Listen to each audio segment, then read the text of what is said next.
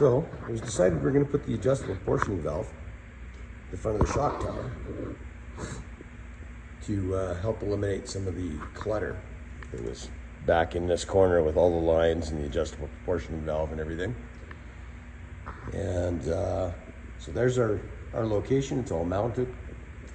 And here's the beginning of our new hard line, which is going to be one piece from the adjustable portioning valve all the way back. You can see the original line laid out next to it. As we're coming back, started our fabrication. And of course we've got a long tail so we can play with whatever we need to. Well, here we are at the rear axle again.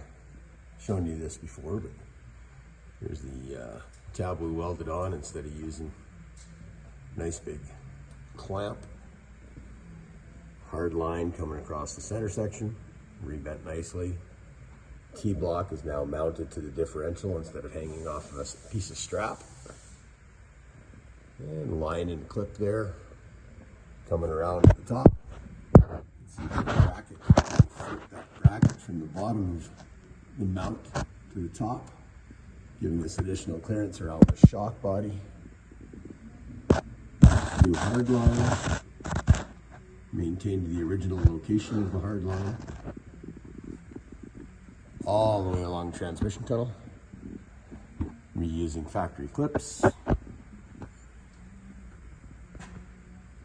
Followed the contours as close as possible as we could to this point on the firewall, where you can see the blue tape, which is our new hard line. And from there, it continues up to the top. And yep, left side valve cover gasket. And just as over torqued as the right side was. Maybe actually even worse. So, I'm replacing it with this nice blue. And while I'm in here, maybe I should tighten the screws on this baffle plate.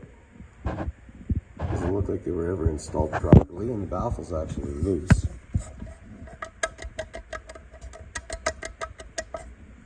So we'll take care of that too.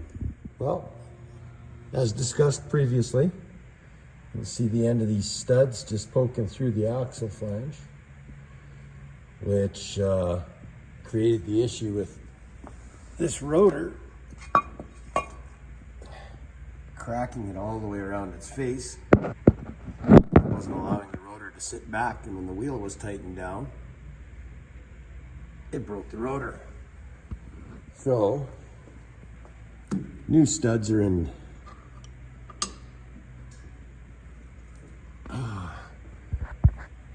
and you can see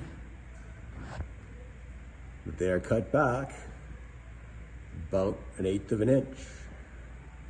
So pulling those through the axle flange should give us the additional spacing that we need to make this rotor fit properly. Well, after using our handy dandy stud installer, this is what we're left with for a shoulder, which should be nice and clean. Should make that rotor fit on there nice and smooth. And since the hub centric rings were absent from the last build, we'll slide those in to test fit on this new rotor.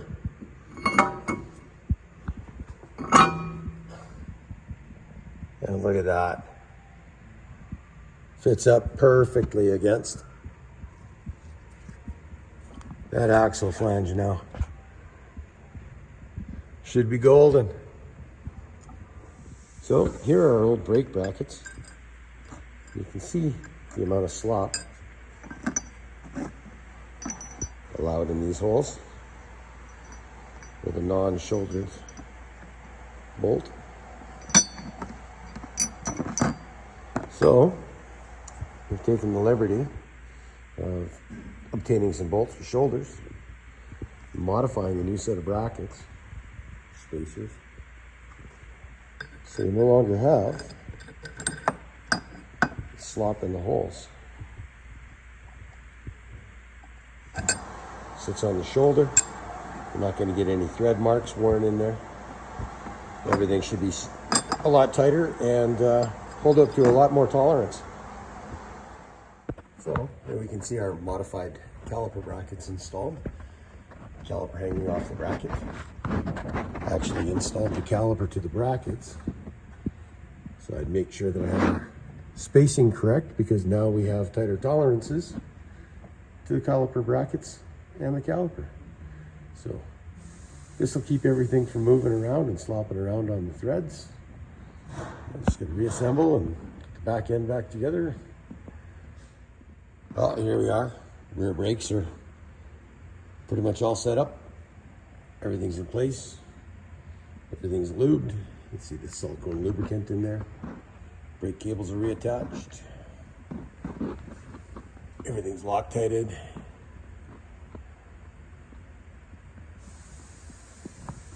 Good spacing. Back over to this side.